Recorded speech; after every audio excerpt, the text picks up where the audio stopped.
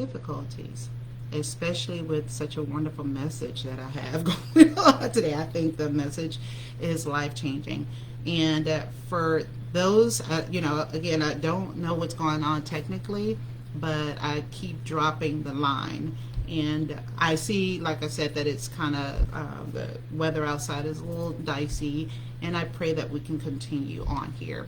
But I mentioned that the topic is called Is Their Emergency Your Responsibility? Is their emergency your responsibility? Some of you may be familiar with the term gaslighting. Gaslighting. Maybe you have heard people say they're trying to gaslight me, or they were gaslighting her, and you probably didn't understand what the term meant. But according to the American Psychological Association,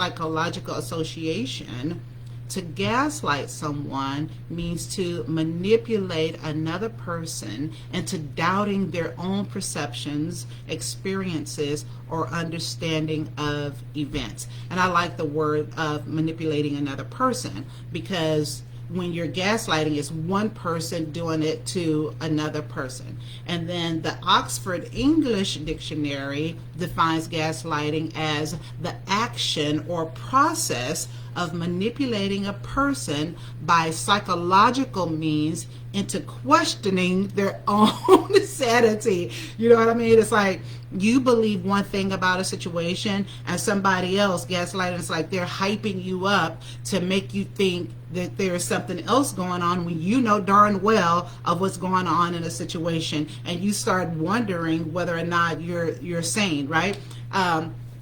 An example, I got several examples of a person that is being gaslighted, or somebody's gaslighting them. And I don't know if you've ever heard this. It's like, baby, I only hit you because I love you.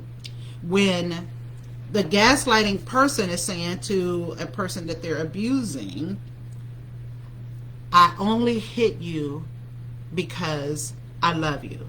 And we know on the other side that that's abusive.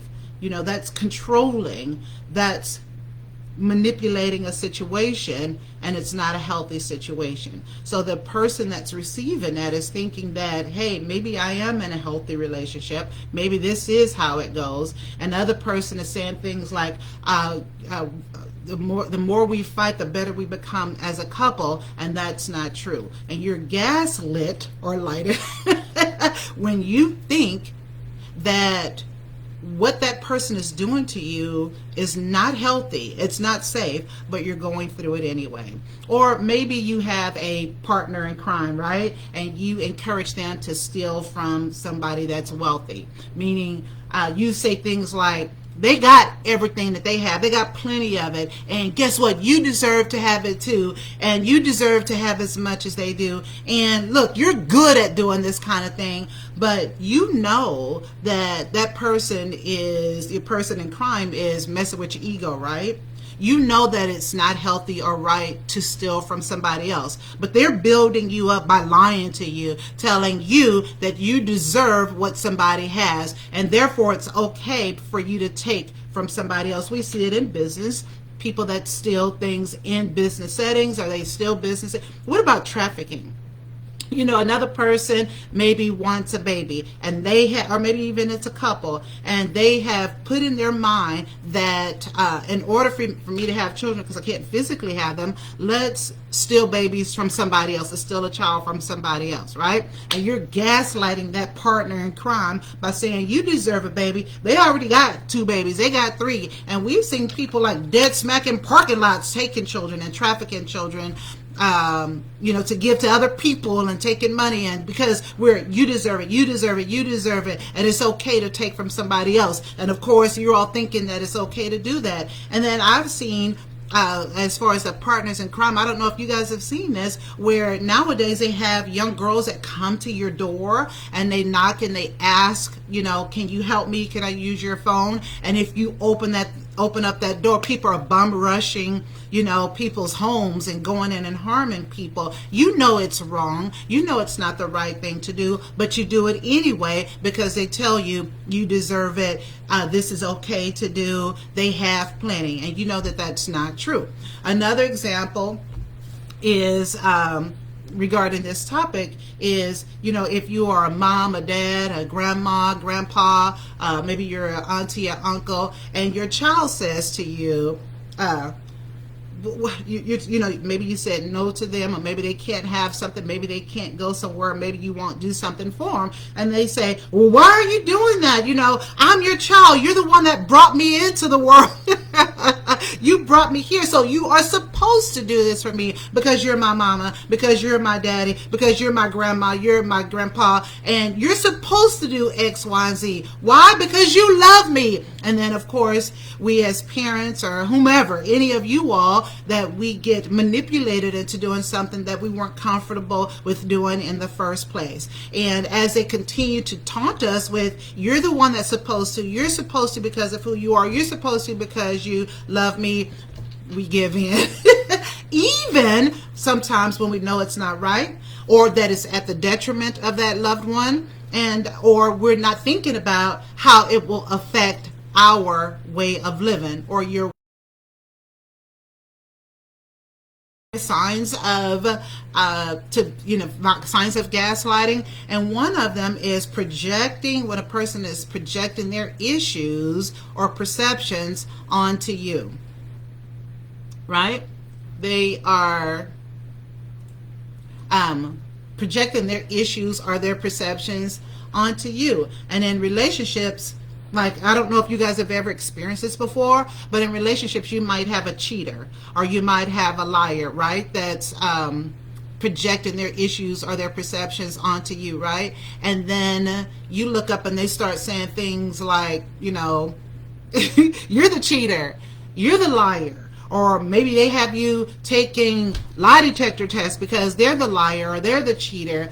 And, and it seems like, it's your issue, but the truth is no, it's their issue. They're gaslighting you by making you think that they are the ones that are not doing something, but it's them with the issue. Another one, number two, is if you find that you're in a situation where, there's confusion or, people are just straight up lying, and they pepper their lying and their confusion with positive words, and they try to confuse you even more with those positive words, right? Or, they could be straight up lying about something, and they say things like, maybe I'm going to, to go visit somebody in another city or whatever, and that they're lying. I'm going on a business trip, and that they're lying. And then they start confusing you by saying, that I have to do this in order to take care of the family. I have to go on this trip, or I have to meet this person because I need to take care of the family. And and everything that I'm doing it for you. They pepper it with positive words so that they can confuse you, right? And then, of course, another one, number three, is denying. Someone said something to you, and they said that they were going to do something, meaning they swear up and down they were going to do something, right? And a good example of that is somebody maybe owing you money. And they say things like, I'm going to pay you back on September the 23rd, right? September the 23rd comes around, and you're asking for your money back, or you're expecting to have your money back, and they deny it. They deny it by saying that, I didn't say I was going to pay you back. Right? You told me it was a gift, but you know darn well that it wasn't a gift. That they're trying to gaslight you because what they're saying is not true. They're denying. And then another one is the words versus actions, right?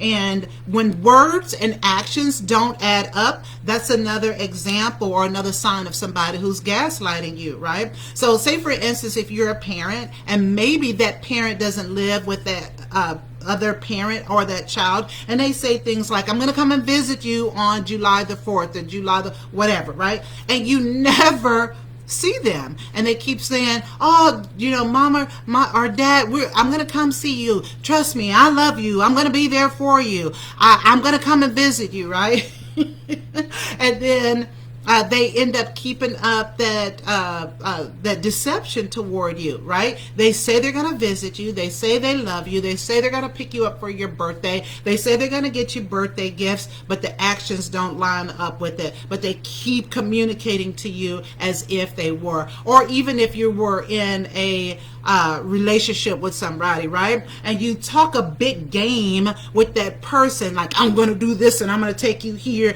and we're going to travel all over the world and I'm going to buy you this and I'm going to introduce you to these people and introduce you to these situations. That person talks a big game but cannot cash on that big game. It's the words versus the actions. And then the other one that I really like, and I say that number 5, it's a mind and behavior manipulating, right? Maybe you made a decision about something, about that person, and maybe that person doesn't like the decision that you made.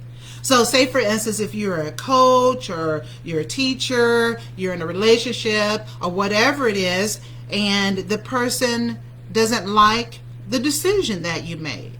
Or maybe they've asked you for some money. They ask you for a reference for a job. Maybe they ask you for somebody's contact. They ask you to use their car, or do you want to go out for the night? Or can you hook me up with this girl or with this guy? Or can you hook me up with this job or this business opportunity? And the moment you say no, or you make a decision that they don't like, what do? They ignore you. That's the mind and behavioral manipulating, right? They ignore you when you say no or you do something that they don't like. They block you, and maybe they talk to y'all's group of friends about you. They put something on social media right after the incident. I've seen that, where there's a situation that's taken place. The person doesn't like the decision, so they go online, I guess, to get their frustrations out. I don't know what it is, but it's a type of manipulation so that you can get what you want, right? And so I've seen that before, and I've seen it where people not only talk about you on social media, they block you, they talk about you with other friends, try to intimidate you on social media, but a lot of times people break relationships, and sometimes those relationships are broken for life. And with that, in the gaslighting kind of setting, you start questioning yourself. You're questioning whether or not you are a good person. What did I do wrong? Was my decision so bad and unfavorable to the people that they're freaking out, but I'm the person that's the problem? Right? Was the relationship even a genuine relationship?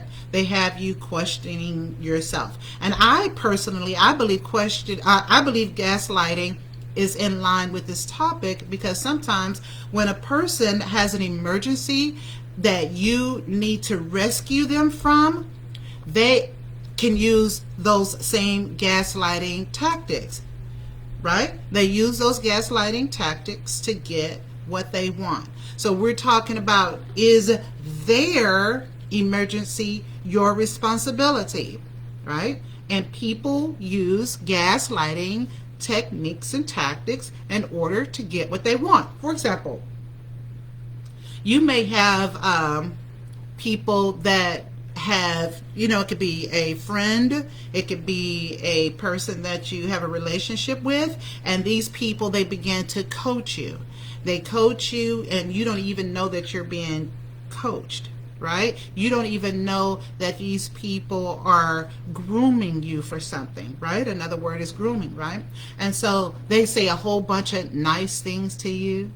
They call you on the phone all the time. They text you. They are having all kind of kind words to say about you. And then eventually it turns to them manipulating you to make you feel sorry for them.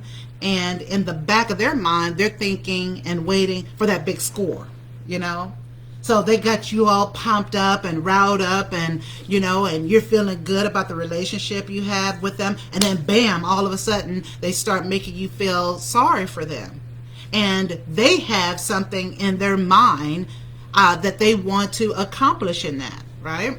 And then out of the blue, you look up and they ask you for $10,000.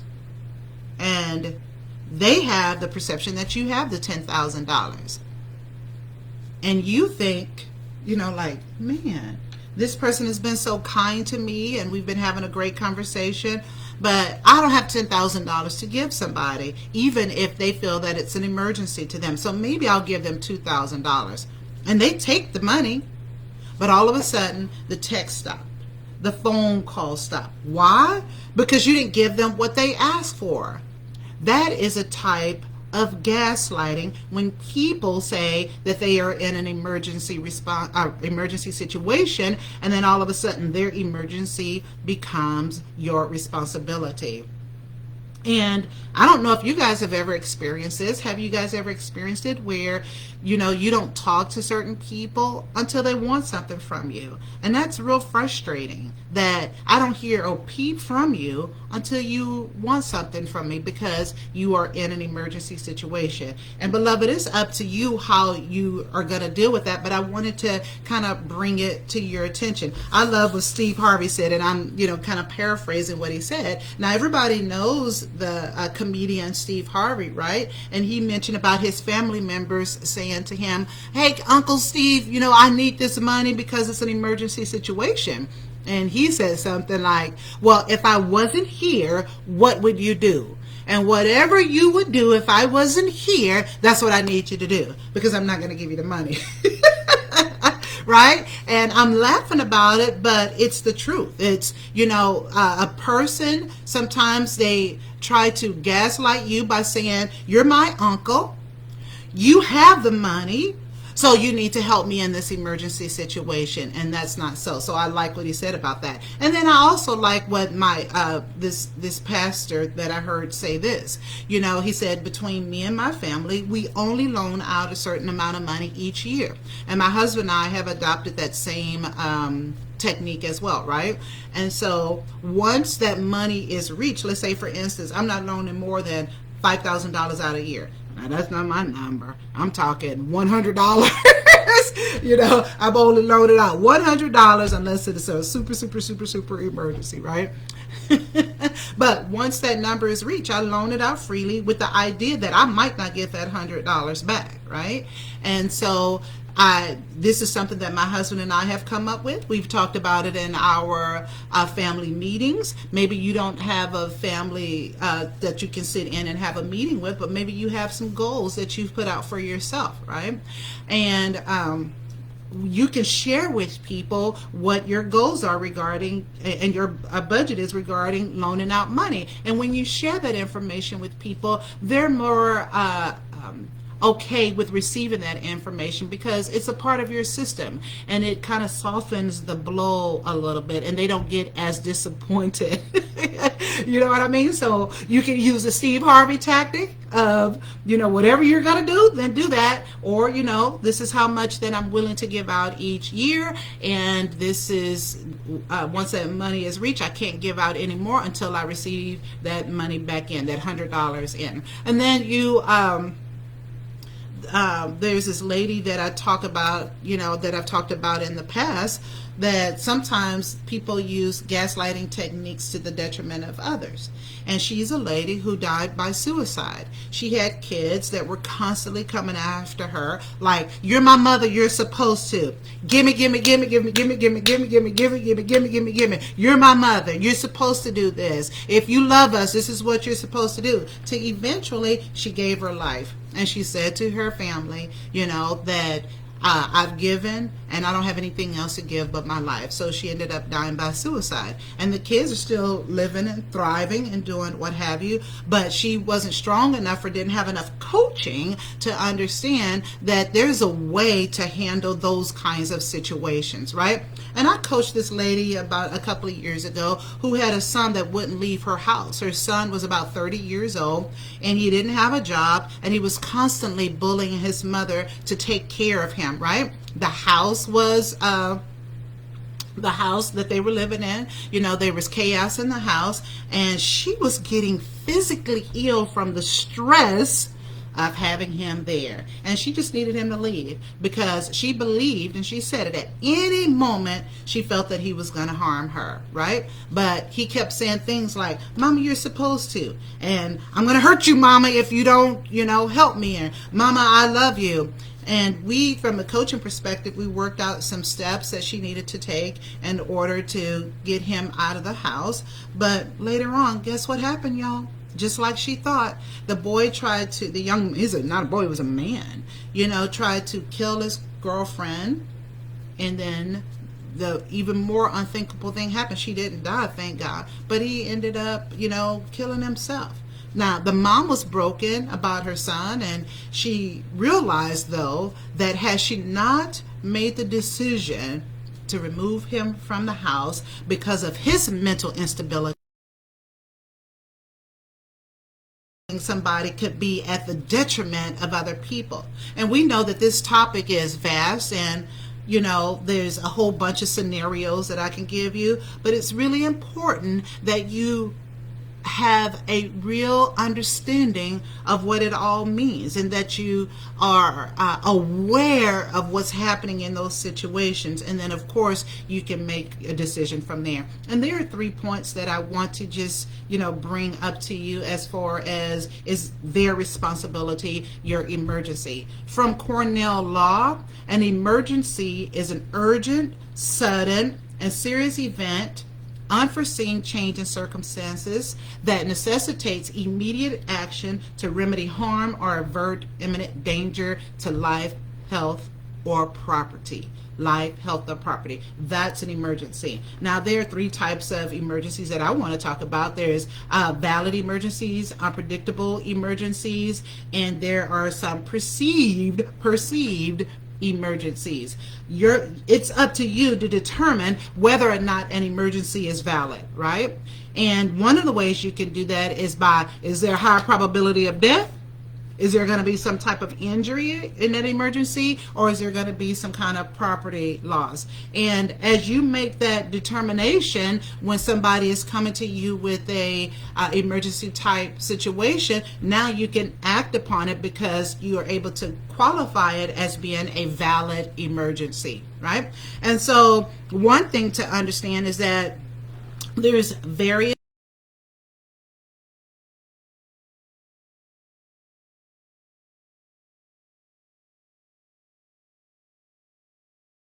go out, steal, kill, cheat, whatever, and you happen to find yourself in jail.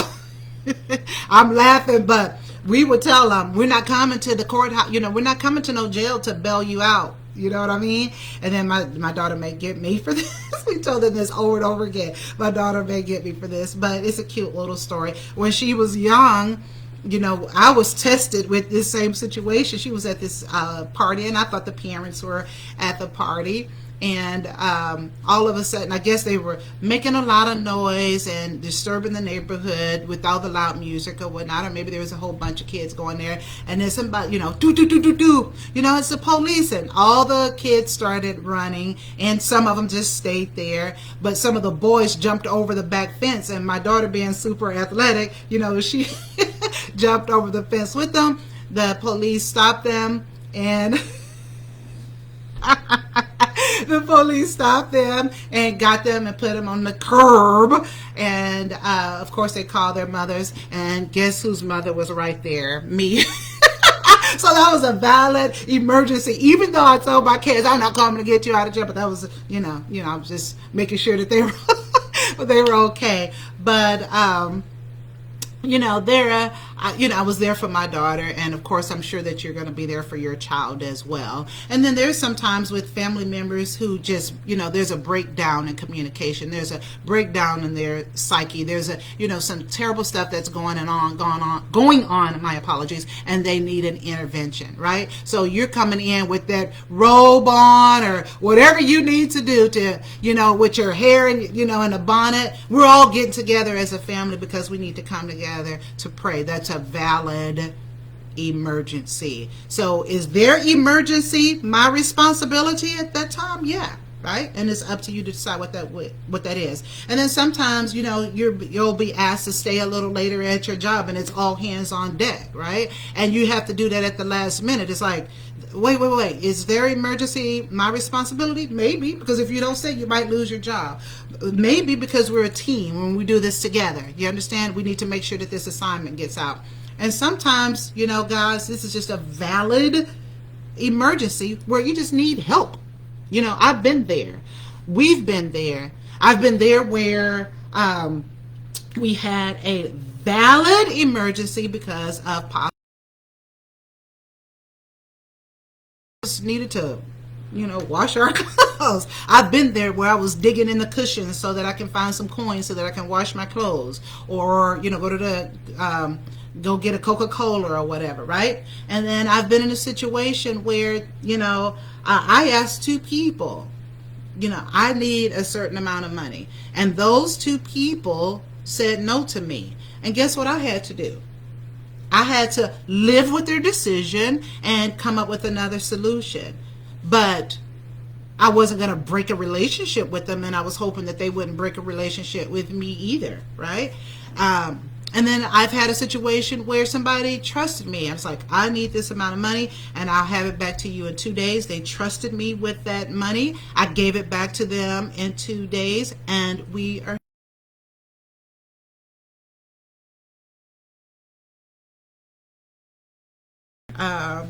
decide whether or not you're going to give in to that emergency. And then you do that by, was I gaslighting those people? No, I wasn't gaslighting those people. It was a serious emergency at the time. All right. And then there are unpredictable emergencies, right? You could have somebody I had a person where, her house caught on fire. She didn't have insurance, right? She had insurance, but she, forgot to do the policy. But all hands were on deck for her as well. It was an unpredictable emergency. I'm going to gaslight you all. Y'all got to help me. It was, my house burnt down. I need your assistance. And so that's an unpredictable emergency where you step in and you help someone, right? And then for us, I don't know about you guys, but during, I think it was Harvey and the freeze here in Houston, where we didn't have lights, we didn't have heat, we didn't have anything. We couldn't get the heater on. We didn't have anything, and we had to go and stay with my sister.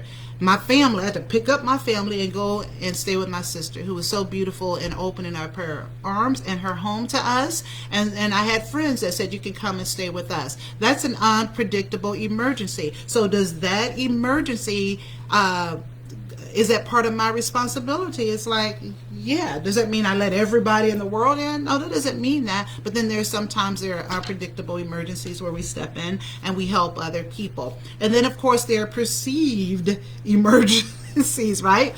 Some people mismanage their finances, and they mismanage their time, right? They didn't handle their finances the way that they needed to, and they want you to bail them out of a situation. And it's their perceived emergency, and you are their perceived responsibility, right? And so in those kind of situations, you have to determine whether or not you're going to step in and help that person. It's like, that you make $2,000 a month, or $5,000, or whatever that number is, and you mismanage your money by going to Starbucks all the time, going to McDonald's, going to the casino, and now I need your help. Can you loan me $15? Nope. Why do I need to loan you $15 for what? What are we talking about? I always loan people $15, by the way.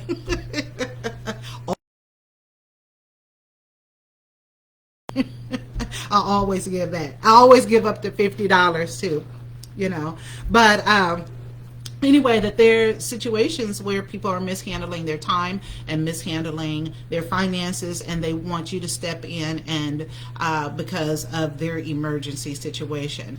And then, of course, there's sometimes where people mismanage their time, and they want you to stop everything that they're doing. I've been guilty of that sometimes. As a matter of fact, I've been guilty of I don't know if it's gaslighting. Sometimes you do things unintentional where, it could have been with my husband. It's like, you're my husband, you're supposed to do this, and you're supposed to love me. And now that I think about it, I'm tapping myself. And if you're with me and you're guilty of it, time to smack yourself too. Right? Because that's a form of gaslighting. So people mismanage their time, they mismanage their finances, they mismanage their activities. There's another perceived emergency. Have you ever been in a situation where somebody tells you, in order for me to have this car, I need you to co-sign on it, right? I need you to co-sign on this house or what have you. And they make you feel guilty, whether it's a family member, friend, or whatever. It's like, I'm not going to be able to, do this, get my business, go here, unless you co-sign for me. And you have to ask yourself a question like, is this something that I want to do? How is it going to affect your credit? We have made a decision in our family meetings that we're never going to co-sign on anything. We need to make sure that those people who need to have somebody to co-sign on them, like our children, for instance, let us direct you in the way in which you should go, so that when it's time for you to purchase whatever, that you have the wherewithal in order to do that, right? That doesn't happen for everybody. People absolutely need somebody to co-sign for them, and it's up to you to determine whether or not that person's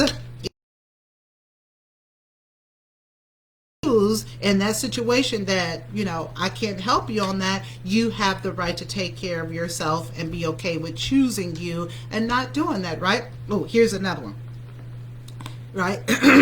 You got to marry me because we've been together all this time, and you said that you love me, so you got to marry me. Hey, my biological clock is ticking. You got to marry me, right? And the truth is that your biological clock may be ticking, but is it the other person's emergency? And is it the other person's responsibility? Right? And as a couple, you have to determine, is this the right thing for us to do together? Not gaslighting somebody because you feel like you want to manipulate them into doing something that they may not want to do at the time, right? And if it's something you want to do and they don't want to do, then maybe you need to start asking yourself a question: what's in it for me? What's the best situation for me, right? And sometimes, we give and we give and we give and we give to people, and it's never enough. And so I just want to encourage you that it's important for you to be able to decipher if someone is gaslighting you to get what they want because it's a true emergency, or is it that they are gaslighting you because it's a perceived one, or maybe they're not gaslighting at all. Maybe they are just in a situation where they need your help and they come to you for help. And I just wanted to bring this whole conversation to light for you so that, number one, that you are aware if someone is trying to manipulate you, beloved, because many times we don't know what's happening. Like I told you about the lady whose son ended up turning the gun on himself and killing himself, or the mother who died by suicide because her kids kept coming at her and coming at her and coming at her and wanting to take and take and take, right? And so you don't really know what's happening to you and you feel bombarded. But now I want you to share this message with other people and let them know that, there's people that are trying to manipulate you into doing something that you don't want to do by gaslighting you, right? And it's important that you know now what that means.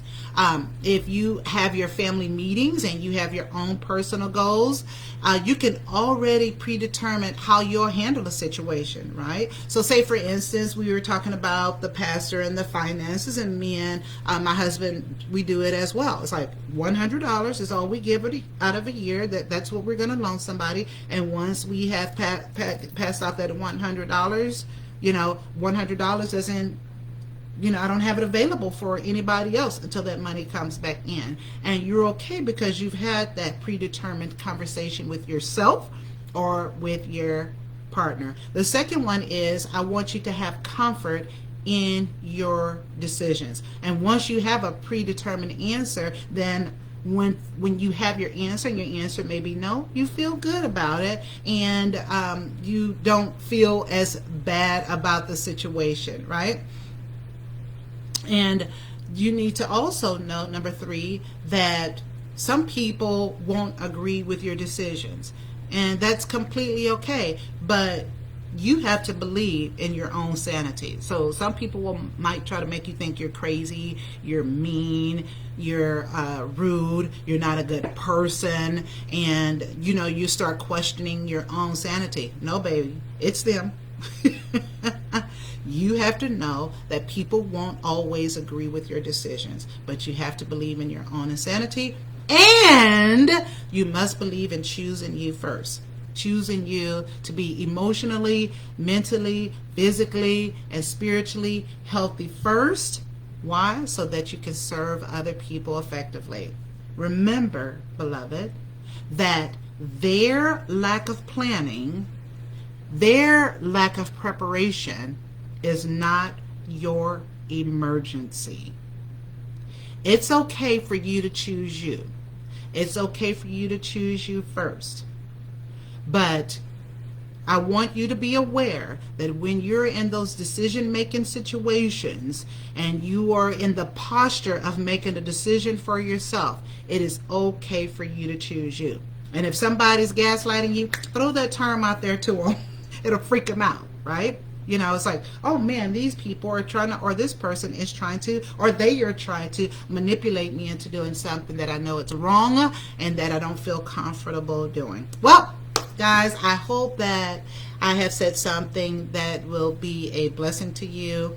I hope that you visit my website at letitiabrown.com, y'all, and contact me through any of my social media vessels for coaching, for workshops and training. Guys, I'm here to help you to grow as a person and to help you to master your story. Well, I hope this message has been a blessing to you again, and I hope that you go out and you're choosing yourself, you're taking care of you, because it is okay for you to choose you first. And remember, their lack of planning, your lack of planning is not their emergency. So make sure you take care of you. God bless you real good now. Take care. Bye-bye.